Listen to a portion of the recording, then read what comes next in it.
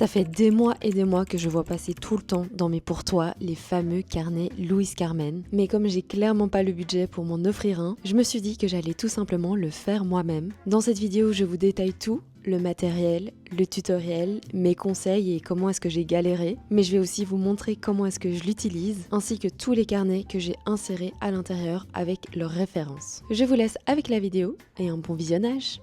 Hello, bienvenue dans cette nouvelle vidéo. Aujourd'hui, vous devinez ce qu'on va faire. Bon, pour tout vous avouer, j'en ai fait un sans vous. Je vous le montre. Regardez! En fait, j'ai fait la petite version pour Instagram. En fait, c'est trop compliqué de filmer pour Instagram et pour YouTube. Donc je me suis dit, tu sais quoi, vu que j'avais quand même acheté plusieurs types de cuir, j'en ai fait un petit pour Instagram. Et donc regardez, ça donne trop bien! Et du coup, je peux vous donner un peu les petits tips. Celui-ci, je ne l'ai pas découpé parce que c'était une planche de 20 sur 30. Du coup, ça fait un petit comme ceci. Genre, ça donne trop bien. C'est plutôt le style où il y a une ouverture là. Et j'aimerais bien en faire un qui se plie complètement comme les vrais Louise Carmen. Je me demande vraiment comment ça va donner fermé. Je vais vous mettre le lien dans la description. Je me suis inspirée d'une vidéo d'une meuf sur YouTube et elle a téléchargé un template avec qui est celui-ci. Je le trouve un peu petit. Je sais pas si c'est mon imprimante qui fait ça. Par exemple, si vous regardez ici, c'est tout juste la taille, bah forcément vu que c'est des feuilles A4. Donc moi je pense que ce que je vais faire, c'est que je vais faire un petit peu plus haut et un petit peu plus long aussi parce que je trouvais que c'était assez court. Je sais pas si le cuir va aussi bien plier, mais donc on va faire ça ensemble. Au niveau du matériel, donc je vous ai montré le cuir. J'ai aussi acheté un petit kit comme ça pour faire des œillets. Donc, on a deux embouts, vous avez besoin d'un marteau aussi. Un embout pour faire les trous et un deuxième, enfin c'est une deuxième partie pour fixer les œillets. Et j'ai aussi acheté du fil élastique comme ça un peu en mercerie. Et alors ça on fera après, mais j'ai acheté des petits hooks. Vous voyez, genre je peux chaîner des petits charmes et les rajouter comme ça ici. Hop. Ou alors je peux les rajouter ici aussi. Donc c'est ça qui fait un peu la beauté de ces carnets. Et ce que je m'étais dit aussi, c'est comme on continue dans notre lignée do it yourself, c'est de faire des petits carnets soi-même. Parce que c'est quelque chose que j'aime bien faire aussi. Let's go, on va faire tout ça ensemble. Ah oui, j'ai aussi pris ça. Je sais pas si ça va être galère pour couper ou pas, mais on va voir. Alors de base, je voulais utiliser le patron que je vous mettrai en description et puis en fait je me suis rendu compte que c'était un petit peu galère. Donc j'ai utilisé ça comme base, mais en vrai j'ai un peu tout remesuré et tout refait à ma sauce. J'ai par exemple ici rajouté au moins un bon 1,5 cm pour pas que les carnets soient complètement sur le bord. Et ensuite j'ai utilisé un carnet A5 pour voir où est-ce que j'allais mettre mes différents œillets. C'était pas super évident à déterminer parce que le cuir ne se pliait pas totalement. Et au final, je l'ai un peu fait au feeling. En fait, ce qui va vraiment être différent par rapport à l'endroit où vous mettez vos œillets, c'est la longueur du pli. Moi, je voulais qu'il y ait un rabat qui soit beaucoup plus fin et avoir un rabat beaucoup plus épais pour que ce soit vraiment bien plié en trois. Et une fois que je suis content de ma largeur, là, je vais pouvoir venir mettre mes différents indices pour pouvoir rajouter mes œillets. Vous allez voir que je suis en gros débat de savoir si j'en mets 3 ou si j'en mets 2. Et en termes d'espace, j'ai mis 6 mm entre chacun des petits points, vu que les œillets font 3 mm. Et une fois de plus, je revérifie pour être sûr que mon petit point est bien au milieu. Ensuite, on va arriver à la partie découpe. Personnellement, j'ai trouvé que c'était hyper difficile de couper avec le cutter circulaire. Tout simplement parce qu'on voit pas très bien où la lame coupe. Et quand je voulais chaque fois rectifier, chaque fois ça m'enlevait un petit morceau et c'était pas hyper droit. Donc en vrai, je vous conseillerais de plutôt faire ça avec un cutter normal. Et pourquoi pas avoir une espèce de surface plane pour être sûr d'avoir une ligne droite. En vrai, je pense qu'il y a peut-être des lames spéciales cuir, mais bon, j'allais pas acheter ça juste pour un do it yourself. On s'attaque maintenant au trou pour les œillets. C'est une partie qui est hyper bruyante, donc je vous déconseille de faire ça le soir. Et rangez votre bureau avant de le faire parce que du coup, moi, mon étagère est tombée. Non, tout est tombé. Ok. J'ai mis un peu de temps avant de trouver la bonne technique et réussir à faire des trous qui sont super nets. Donc un conseil, n'hésitez pas à faire des petits tests à côté avant de vous lancer. Ok, là tantôt je galérais à fond à faire les trous. J'ai pris une planche en bois et ça va tout de suite beaucoup plus vite. C'est abusé. Là j'hésitais en fait à faire soit 3 trous, soit 2. Donc pour mettre 6 carnets, je pense que je vais en mettre 6. On sait jamais hein. Maintenant que j'ai fini tous mes petits trous, on va pouvoir mettre les œillets. Alors ici j'ai plein d'œillets différents, mais avec ce bleu là, je trouve que cette couleur ça va hyper bien. Est-ce que vous allez voir? Genre c'est un espèce de brun un peu... Je sais pas comment expliquer cette couleur. Cuivre, pas cuivre. C'est pas bronze, non pas bronze.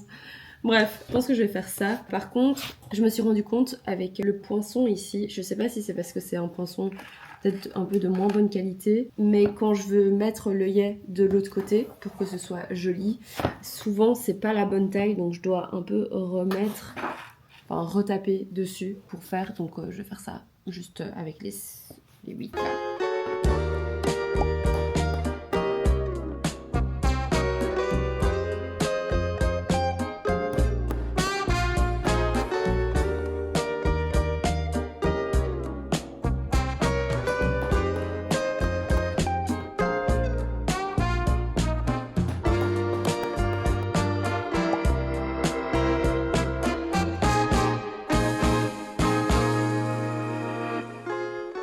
Alors pour la pose des œillets, j'ai pas vraiment de conseils à vous donner parce que c'est vraiment très simple. Faut juste bien faire attention à mettre la partie jolie sur le bas, c'est-à-dire sur la couverture, et la partie qui referme l'œillet sur le haut. Et ensuite vous venez caler les deux parties de l'outil, donc on va mettre l'espèce de truc rond en bas et on va mettre l'espèce de poinçon par-dessus et ensuite on tape avec le marteau. De nouveau ça fait énormément de bruit, donc évitez de le faire le soir ou trop tôt le matin. Et je vous conseille de bien vérifier que la partie du haut est bien fixée. Parfois ça bouge encore un petit peu, donc il suffit juste de remettre par-dessus et retaper un bon coup.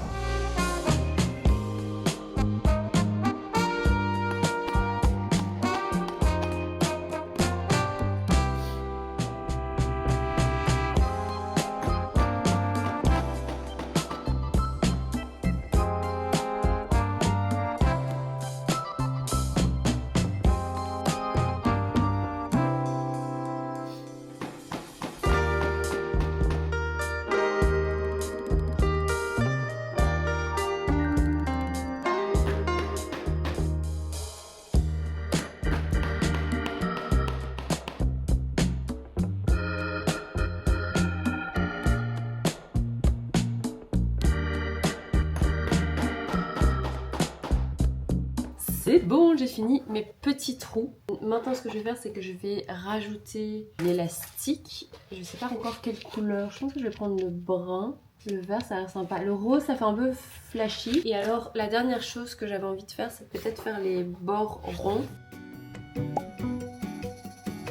Une fois de plus, rien de bien sorcier avec la partie élastique. En termes de longueur, j'ai pris 2 fois la longueur de mon carnet. Ensuite, je viens insérer la première partie de mon fil sur l'œillet du haut, que je viens ressortir directement sur l'œillet du bas. Je descends tout en bas et je refais la même chose. Ça me permet en fait d'avoir un fil qui fait une boucle et me permettre de mettre 2 carnets au lieu de un seul. Je finis avec un double nœud. Vous pouvez aussi le brûler, mais moi je me dis que si j'ai envie de changer la couleur de mes fils ou si j'ai envie de réajuster, je peux toujours enlever mon nœud. Ce carnet, j'ai vraiment envie de le personnaliser à 100% et donc du coup, je me laisse plein de possibilités et de flexibilité.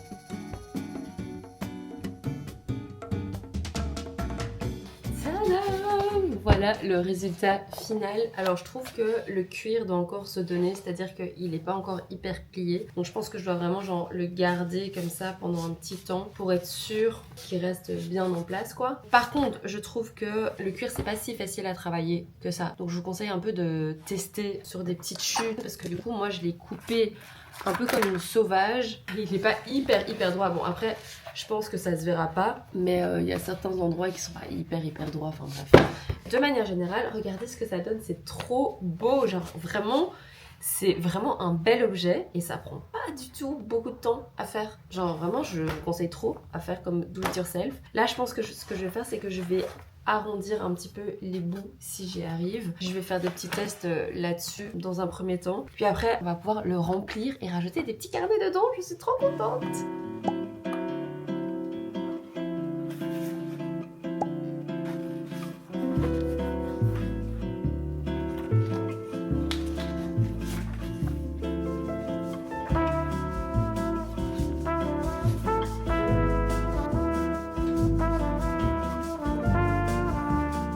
J'ai pas fait exprès mais je suis assortie à mon carnet. J'aurais peut-être pas dû couper avec des ciseaux parce que ça a fait des traces comme ça, mais bon tant pis, c'est pas grave. C'est la beauté du do it yourself finalement. Je trouve que ce cuir il prend vachement les poussières, mais du coup voici le résultat final. J'ai déjà mis 2 petits carnets dedans. Ici c'est un moji qui est pas daté et celui-ci c'est un carnet que j'avais recouvert avec du tissu et je trouve qu'il va hyper bien. J'ai mis 6 entrées en mode on sait jamais, toujours plus que pas assez finalement, mais je crois que je vais mettre max 3 ou 4 carnets. Je pense que je vais peut-être aller voir tantôt s'il n'y a pas des petits carnets en papeterie qui vont fitter. Ce qui est bien avec celui-ci, c'est que c'est un A5. Celui-ci va être un petit peu plus compliqué à remplir parce que c'est pas une taille complètement standard. Est-ce qu'on a besoin de autant de carnets dans sa vie? Je ne sais pas. Mais dans tous les cas, je vous montre un petit peu ce que ça donne. J'ai mis les inserts et donc là par exemple j'ai utilisé 4 élastiques et là j'en ai encore 2. Il y a tout qui rentre, c'est trop beau. C'est trop chouette comme do it yourself, mais c'est vrai que c'est un peu niche parce qu'il faut aimer écrire, il faut aimer les carnets. Je pense que en termes de format, je pense que je vais préférer le plus petit parce que celui-ci il a l'air quand même vachement imposant. Mais dans tous les cas, j'ai trop envie de faire une autre vidéo où je fais moi-même mon petit carnet avec du papier aquarelle. Comme ça je peux l'emmener avec moi et peindre. Je trouve ça toujours compliqué de trouver des chouettes carnets.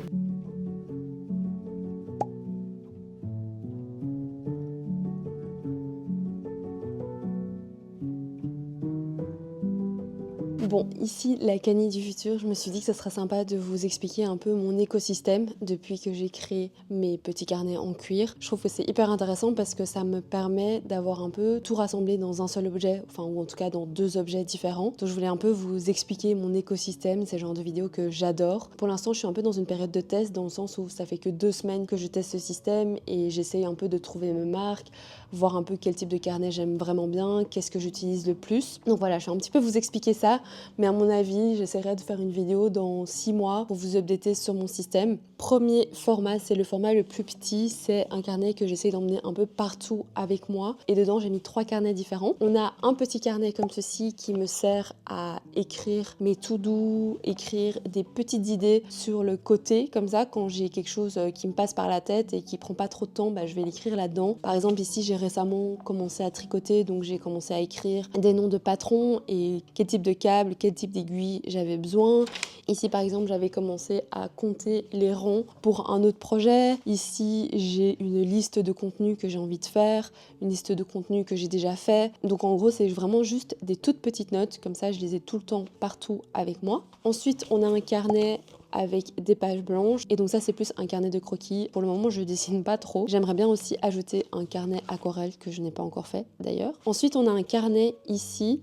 Je vous mettrai d'ailleurs les références à chaque fois, comme ça vous pouvez aller regarder. Ici, on a un carnet pour les plus longs écrits, donc les idées qui prennent un petit peu plus d'espace et sur lesquelles j'ai besoin de travailler sur plusieurs pages. Par exemple, ici, j'ai écrit un épisode de podcast là-dedans et je trouve que le format est vraiment très sympa et c'est une recharge. Je vous mettrai la référence, c'est un Hanemul et il y a un carnet avec une couverture et il faut juste changer le carnet quand vous avez fini et en fait ça rentre parfaitement ici dedans. Donc ça c'est vraiment le carnet que je prends tous les jours avec moi, peu importe où je vais. Le deuxième carnet du coup qu'on a fait ensemble dans cette vidéo, c'est le plus grand carnet comme ceci. Youp. Je trouve qu'il a encore un peu du mal à se donner, enfin genre il se plie pas encore hyper bien. Et ici j'ai 4 carnets, donc comme je vous ai dit, je suis encore en train de switcher, un peu de tester de voir quel type de carnet j'aime bien et lesquels est-ce que je vais utiliser le plus. Mais donc ici, c'est un peu plus mon carnet d'organisation. Donc là, ici, on a mon agenda Muji. Ça, c'est un agenda assez basique. De base, je voulais le mettre là-dedans parce qu'il rentre dedans aussi. Mais je trouvais ça beaucoup plus pratique d'avoir tout en un. Ici, j'ai mon agenda et ici, j'ai un carnet que j'appelle un peu mon carnet d'organisation où j'ai mes objectifs du mois, où je note mes habitudes, où je note aussi mes priorités de la semaine. Je sais pas trop comment expliquer ce carnet. Peut-être que je ferai une vidéo un peu plus en détail sur comment je m'organise, etc. Mais c'est un carnet vraiment un peu passe-partout, mais qui reprend l'essentiel, c'est pour avoir tout au même endroit. Et c'est le carnet Muji que j'avais acheté quand j'étais à Paris avec des feuilles rechargeables. Franchement, je l'utilise tout le temps, je trouve trop pratique. Et je me dis que je pourrais éventuellement aussi enlever la couverture parce que du coup ça fait du poids en plus, mais je pourrais juste avoir les feuilles comme ça qui sont libres dans la couverture, donc ça c'est pas trop mal. Ensuite on a de nouveau la même idée que pour le petit carnet, c'est un carnet de croquis. De nouveau pour l'instant il est vide parce que j'ai pas beaucoup dessiné ces derniers temps, mais donc je me dis que j'aimerais bien vraiment essayer de retrouver une petite pratique quotidienne. Et enfin le dernier, c'est ça que je vous disais, c'est que j'ai acheté un carnet, ici c'est un Clairefontaine, pour écrire mes pages du matin. Donc j'aimerais bien commencer à écrire mes pages du matin dans le carnet ici. Il est beaucoup plus petit que le carnet que j'utilise d'habitude, mais je me dis que ça peut être sympa d'avoir vraiment tout au même endroit. Pour l'instant, j'en utilise que 4. J'étais peut-être gourmande d'en mettre 6, mais on sait jamais. Je me dis par exemple si je veux insérer une enveloppe pour pouvoir mettre des stickers ou des choses comme ça. Donc voilà, ça c'est un peu mon système actuel. Pour l'instant, je suis vraiment très contente et ça me rend trop heureuse chaque fois de venir les utiliser. C'est vraiment des superbes objets. La dernière chose que j'aimerais bien faire éventuellement, ce serait vraiment de rajouter des petits charms. Pour l'instant, ils sont assez basiques, mais j'ai pas encore trouvé les petites pépites que je vais rajouter. Donc voilà, je me laisse un petit peu le temps. Si vous avez d'autres idées de carnets que je pourrais rajouter dans ces carnets-ci, ça pourrait être vraiment sympa. Vous avez aussi vu qu'il me restait encore pas mal de cuir. Il y en a un que je vais faire pour ma maman et il y en a un autre que j'aimerais bien faire rien que pour mes hobbies. Donc j'aimerais bien avoir un carnet par hobby, enfin vous l'entendez, un carnet qui est utile par hobby. Donc par exemple pour le tricot, je me suis rendu compte que c'était pas mal d'écrire en fait ce que j'étais en train de faire, les rangs, les laines que j'utilise, etc. Donc je me suis dit que ce serait sympa d'avoir un carnet rien que pour le tricot. Je me suis dit aussi que ce serait sympa d'avoir un carnet avec toutes mes recettes, que ce soit des recettes au levain ou peu importe. Et je m'étais aussi dit que ce serait sympa d'avoir un carnet où je note un petit peu mes reviews des expositions. Depuis le début de l'année, j'ai été à pas mal d'expositions. C'est vrai que j'ai pas forcément filmé ici, mais les ressentis des expositions, je trouve que c'est quelque chose qui est assez sympa à documenter. Donc pour le moment, j'ai pas vraiment de carnet dans lequel je peux le faire. Donc pourquoi pas, c'est plein d'idées comme ça qui me viennent en tête, mais si jamais vous avez d'autres idées de carnet, n'hésitez pas. Et j'espère que cette vidéo vous a plu, que ça vous a donné envie de faire votre propre petit carnet en cuir. Voilà, c'est tout pour aujourd'hui. Je vous laisse. Nous, on se retrouve, j'espère, la semaine prochaine pour une nouvelle vidéo. D'ici là, n'oubliez pas de rester créatif. Bisous!